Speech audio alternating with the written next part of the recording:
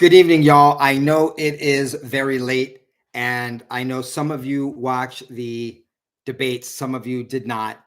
And I want to just go through my notes that I was taking. I was going to sit here in my studio office and watch it, but my daughter, who is here, wanted to watch it with me. So I sat down with Juniorette and we watched it together, her and myself and her husband, my son in law. I feel like I'm a kid. It's so weird that I actually have a son-in-law. Anyway, very strange. Big hug to all of y'all.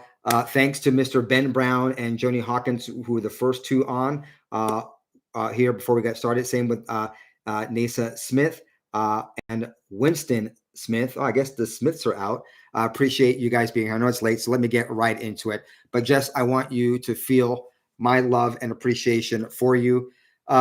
Overall, thematically, let me spend the first 2 minutes or so just giving you my general consensus of what we witnessed this evening, and then I'll go into some details based on my notes. Once again, because I wasn't in my office, I grabbed some notes here and took them on a piece of what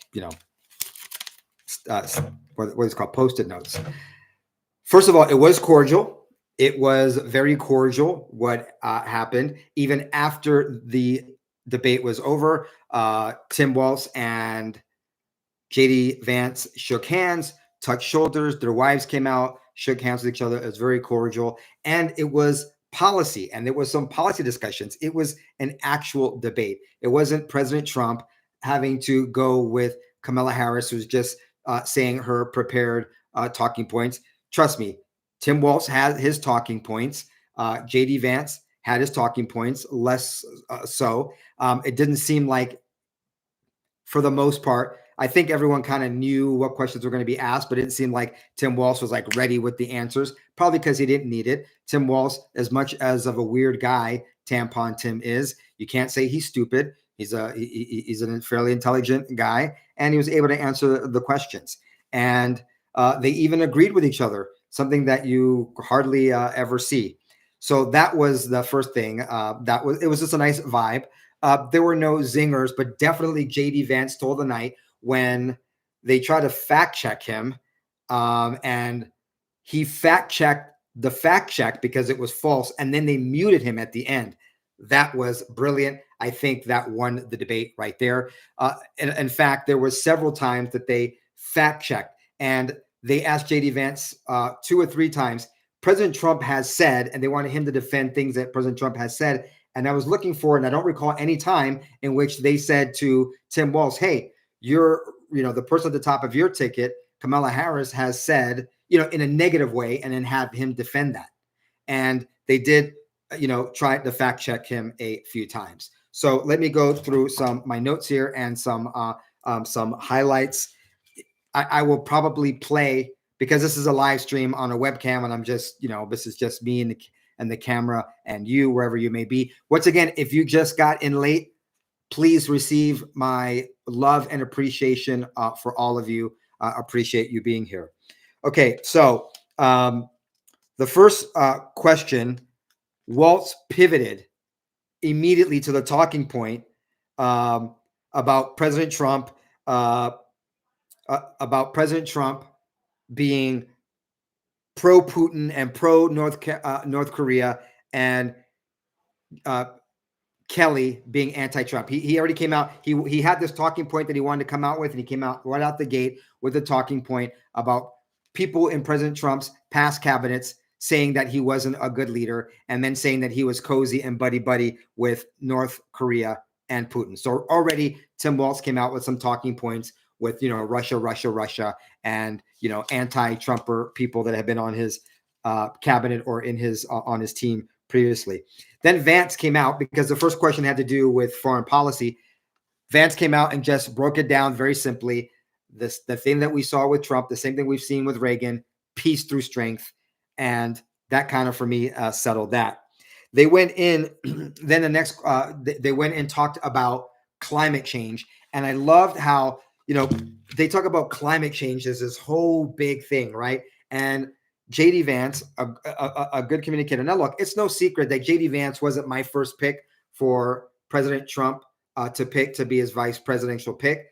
I understand why he picked JD Vance. He's young, and the Republican Party needs young leadership. I mean, just think, what is he, 38? He's 40, he's 40 years old. So, you know, he'll only be in his mid 40s if he decides to run for president in 2028. He'd be in his early 50s if he wins in 2028. And that needs to get going. Also, because President Trump has made the Republican Party go from the party of conservatives, and this is how it's perceived, right? Of rich people and upper middle class people. President Trump has made the Republican Party the blue collar party. And JD Vance is a great story of blue collar to the American dream. So that makes sense. I understand that. So that being said, I loved actually how JD Vance simplified thing, as all great communicators do. Okay. This is live. Let me close that window. I left it open. Give me one moment.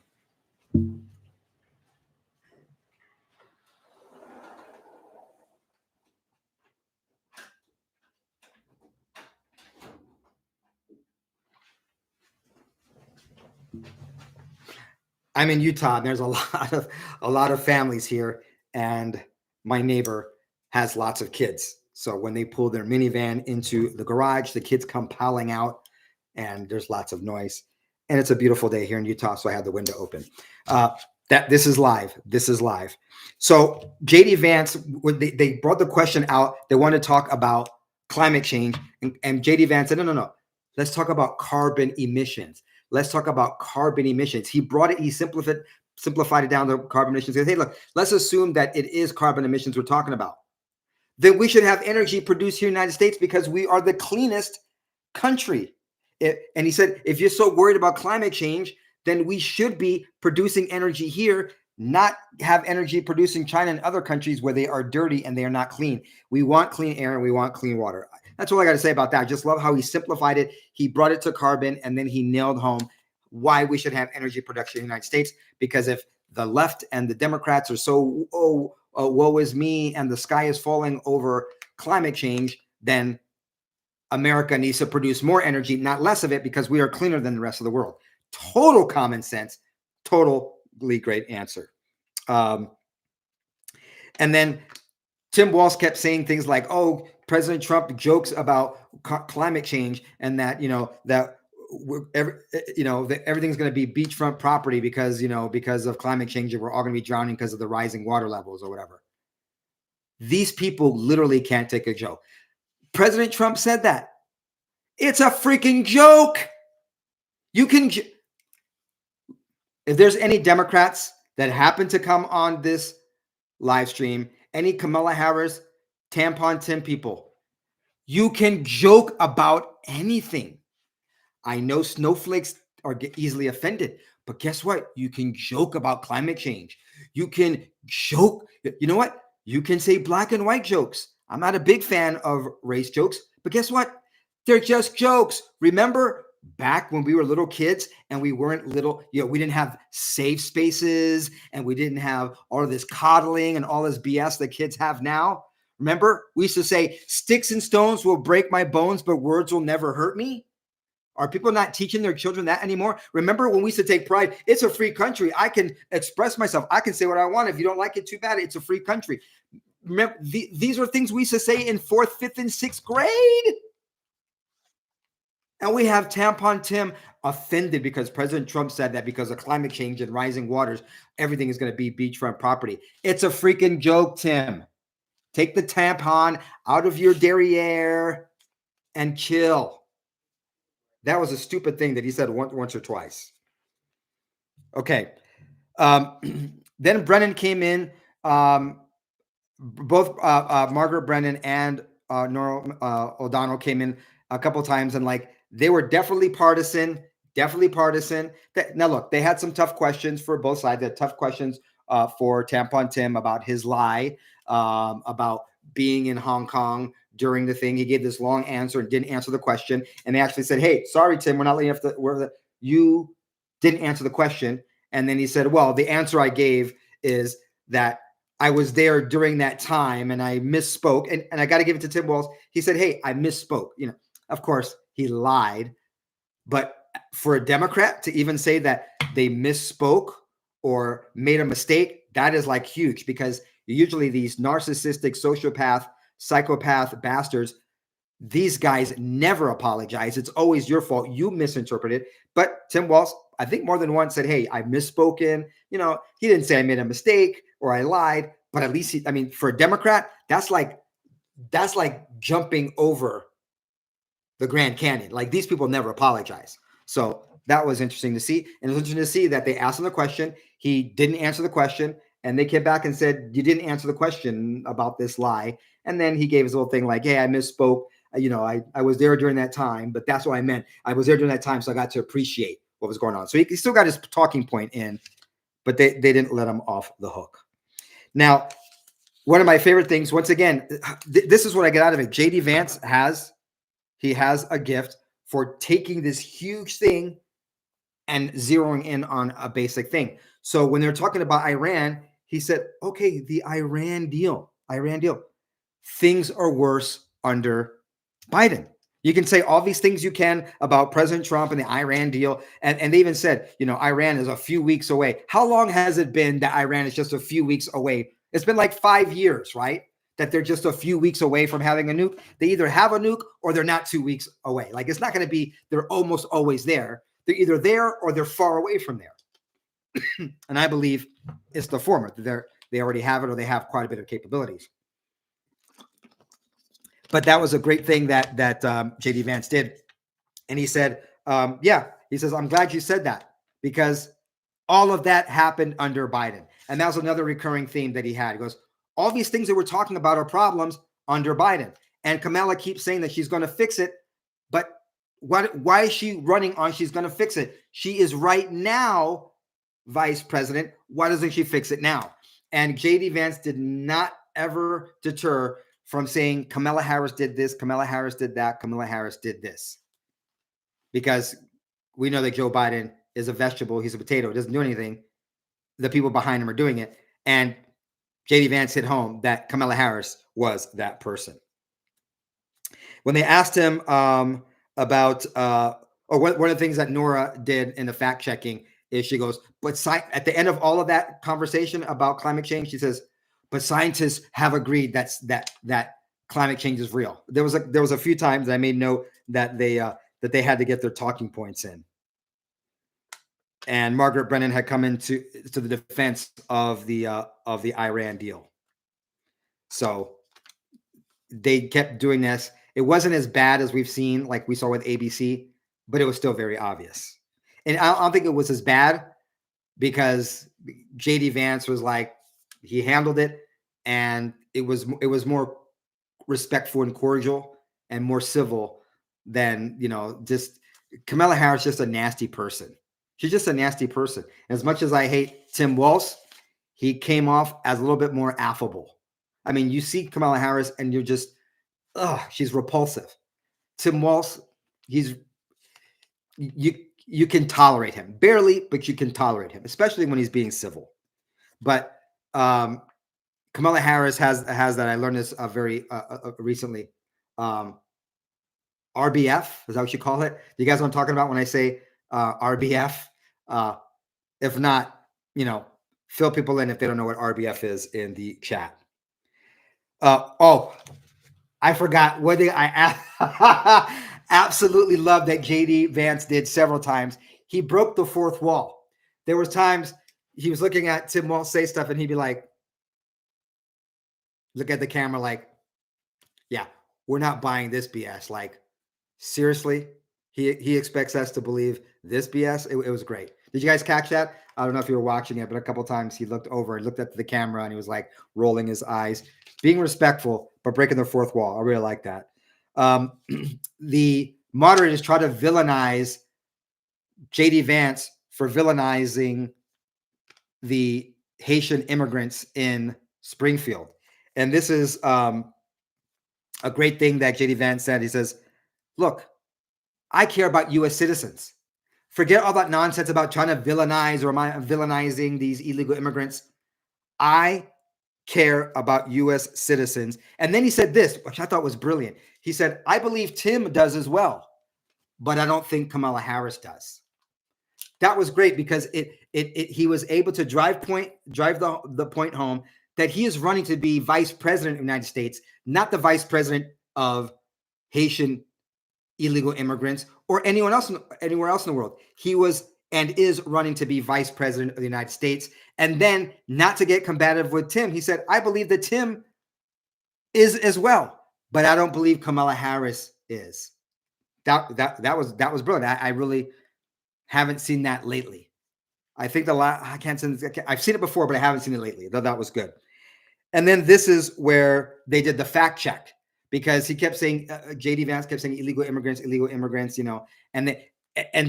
the running theme on the first third of the debate was the moderators at CBS trying to make it seem like many of their questions were, and their fact checks having to do with illegal immigrants are an issue. It's not because of illegal immigrants that housing has gone up. It's not because of illegal immigrants that we have higher prices. As these people don't understand basic supply and demand. If you have, yes, for those who don't know, I have a degree in economics, but you guys all took economics, at least in junior high and high school, and you know basic supply and demand. Don't even have to worry about the supply and demand curves and equilibrium. Forget all that stuff.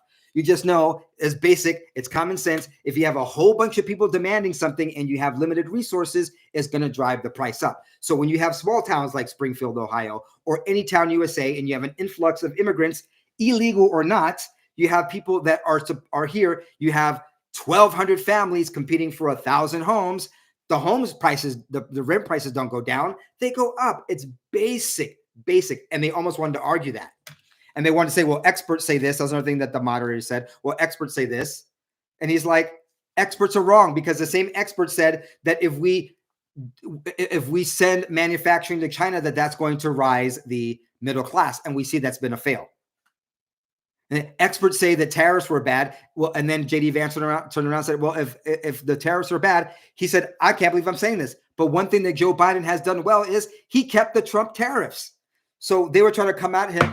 The moderators are trying to come out of JD Vance with experts are saying, and he was like, well, experts have said this and they're wrong. And experts have said this and they were right because Joe Biden is doing it and Trump did it first.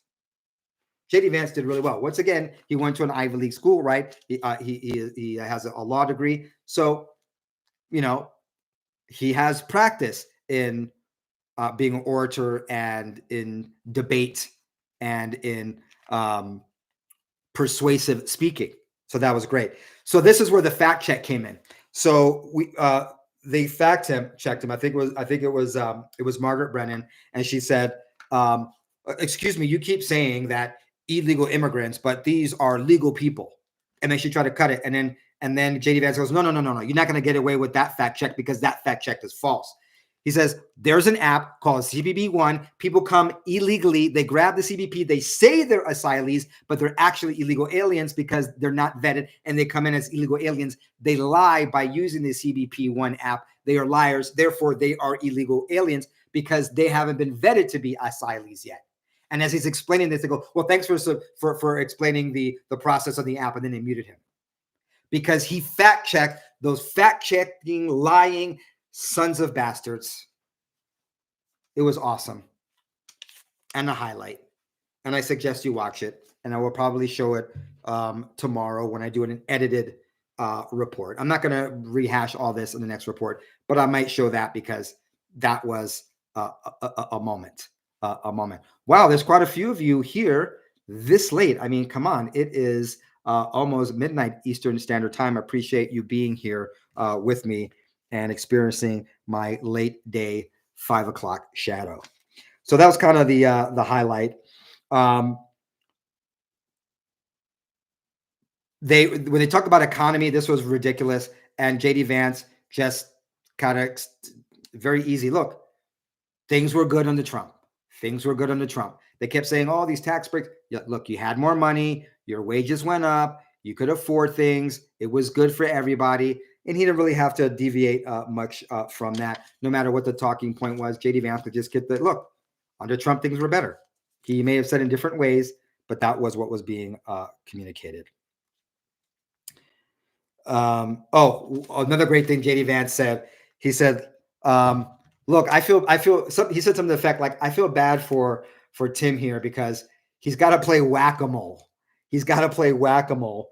He's got to, 1 minute say that they're going to fix things at the same time. He's got to make it seem like Harris has been a leader in these things. Like 1 minute he's got it. Yeah. And that's not, it's unique to Kamala Harris because she was unelected. And they kept, a few times they kept talking about threats to democracy. I really wish that JD Vance would have said, you guys keep talking about threats to democracy, but your running mate never even won a primary. I would have really wished JD Vance would have said that. He didn't. I think that was something that would have been totally appropriate to say anytime they brought up like democracy and or whatever. But he said, I'm sorry, Tim, I feel for you. You got to play whack-a-mole. You got to one day make, 1 minute sound like we have a great leader. At the same time, you got to sell her that she's going to fix stuff while she's there. And once again, JD Vance kept hitting home. He said she said she's going to do this on day one. He said her day one was 1,400 days ago. That was brilliant. I really like that one. Quite a few eye rolls. Like I said, there was quite a few of like to the audience. It was entertaining to watch. They talked about Roe v. Wade. Don't think that was as interesting as other things they talked about. One thing that JD Vance said to Tim Walz, he goes, "I asked a question and you gave me a slogan as a response." I love that. Yeah, you asked a question and you gave a slogan as a response. That was a great retort. Quite a few times that Tim didn't answer the question, but surprisingly, like I said, they brought him back and said, "Hey, you didn't answer the question. Come back and answer the question."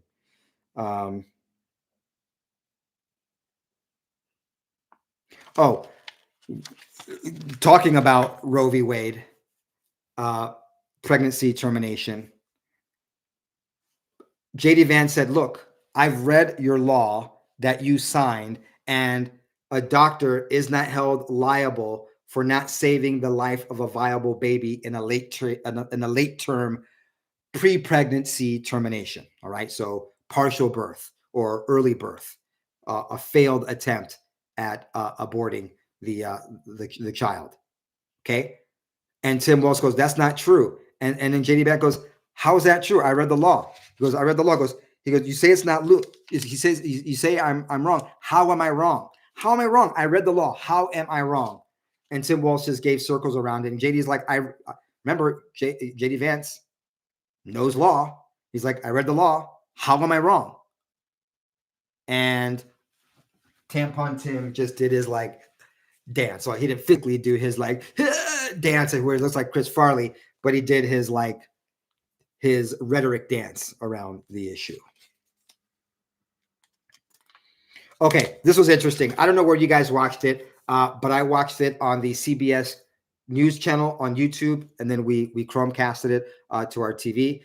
And so when the commercial breaks came on, all CBS was doing was doing promos for their shows. I thought it was very interesting. They had their promo for their CBS morning show, but they kept showing the promo for a documentary called Toxic Fog about the East Palestine thing, which I thought was pretty interesting, seeing that JD Vance is the senator of Ohio.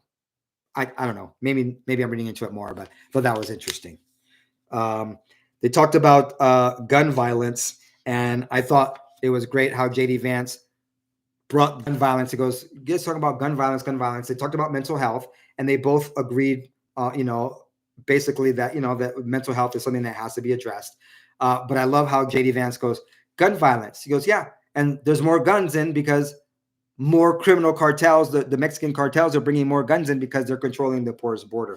I mean, JD Vance understood the assignment, right? Everything is Kamala Harris's fault. Blame her for everything. Bring it back to the failures of the Harris-Biden regime. And he did that. Now, I thought it was very interesting. I don't know if it's true or not, but Tim Walz said, my child witnessed a gun violence or a shooting at some sort of like school or after school or some kind of public place or something. And JD Vance said, Tim, I had no idea that your son experienced a shooting firsthand. That is horrible. That was a good moment. That was a good moment. Recognizing that his child had witnessed, allegedly, I don't believe anything Tim Wells says, he's a liar, but allegedly that he witnessed something, and that was the humanity and the empathy that came from JD Vance. Wrapping up here, folks, just have a few more things I want to cover with you. By the way, if you're not aware, I will put the link down below or go to any previous video. I have another show, and I talk about other topics that I don't talk about here. Why don't we keep it that way? Go down to bcpextras.com or search for the old show title on Spotify, or go to therealbcp.com and check out the other show. Trust me, you're going to like it. I talk about topics that are very relevant, especially to what's happening on November 5th. I did a report today on certain things that are going on in Arizona that I think every American voter should be aware of. Let's just put it at that. That was my latest episode, number 537. So just go to bcpextras.com or therealbcp.com or go to Spotify to check it out. Yeah, and so the CBS, and I've mentioned this before, but I'm looking at my notes. It kept being a recurring theme. We don't want to blame illegal aliens for everything. It's like these people, these operators, were so worried about villainizing illegal aliens. That was a very strange leftist, Marxist, globalist, open border, Cloward Pivens attitude to take by CBS. They asked a question about how they're going to drive down costs, and they try to get him at, well, remember I said that they asked JD Vance a couple of times, well, President Trump has said, and they asked JD Vance to defend what President Trump has said. And I think maybe once, but I'm not even sure if they did it one time, that they asked Tim Wells to actually defend anything that Kamala Harris said. They said President Trump has said that he has a concept of a plan or a policy. And he gave a brilliant answer. He says, I'm not going to sit here and tell you a 900-page bill that we have proposed that has to be bipartisan. I would bore you to death. And President Trump is not in office right now. Once he gets in office, he's got concepts that will be formed in a bipartisan fashion. That was a great answer and a very common sense one.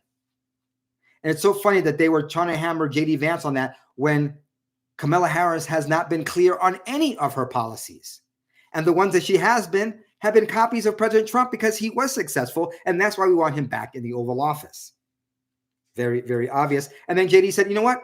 We'll put the answer on social media. We'll go back and we'll give you that information. You can go get it from our social media. I thought that was really good.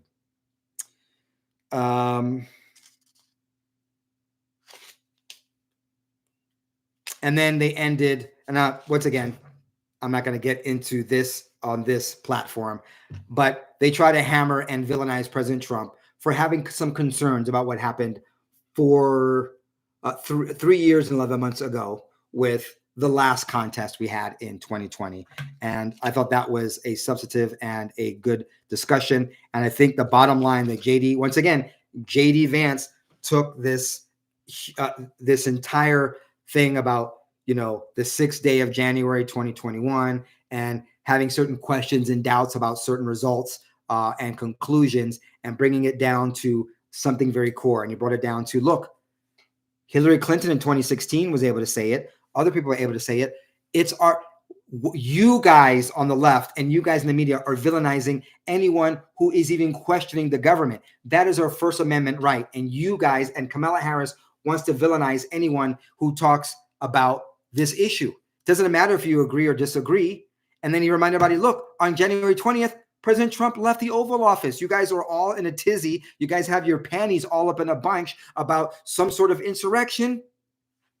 Trump handed over the presidency to Biden and he left town. Another missed opportunity I thought was when one of the moderators, and maybe it was Tim Walz, said something about imprisoning political. It was Tim Walz goes, we can't have Trump. He said he's going to imprison, he's going to go after his political opponents. I think that was another missed opportunity. JD Vance could have said, yeah, kind of like you guys did with our political prisoners that were protesting that day, or Steve Bannon, who's in jail, or Pete Navarro, who was in jail. I thought that would have been great if he would have said that. But of course, in hindsight, having been in, I was the captain and the president. I was the captain of our speech debate team in high school and the president of our speech and debate club. The last one I did just so I could have something else to get into UC Berkeley. The first one I really enjoyed because I was in the debate team in high school. You just know that you always in a debate go, damn, I should have said that one thing. And it's so funny, when I first got married and I would have disagreements with my wife, later I would occur to me and go, oh, I should have said this. Of course, I was a 22-year-old snot-nosed kid and didn't realize that the best thing when it comes to having arguments with your spouse is not having the zingers and just apologizing and not trying to win an argument. Unless it's a substantive argument like we should probably move to Utah and get out of crazy California. Maybe something like that is an argument you want to win. But I digress. So I think that was the highlights of what was on there. And in the closing arguments, and I'll end with this because obviously the closing arguments, it was so silly. Tim Walz said, Kamala Harris has built a coalition. She's built a coalition that includes, and you would think, okay, who does this coalition include? Bernie Sanders, Taylor Swift, and Liz Cheney. I was like, you freaking gotta be kidding me. You are going to brag about a coalition, about a rich pop star that is totally removed, who I read in Breitbart today that has lost millions of followers on Spotify after she came out for Kamala Harris. That was a bad business decision.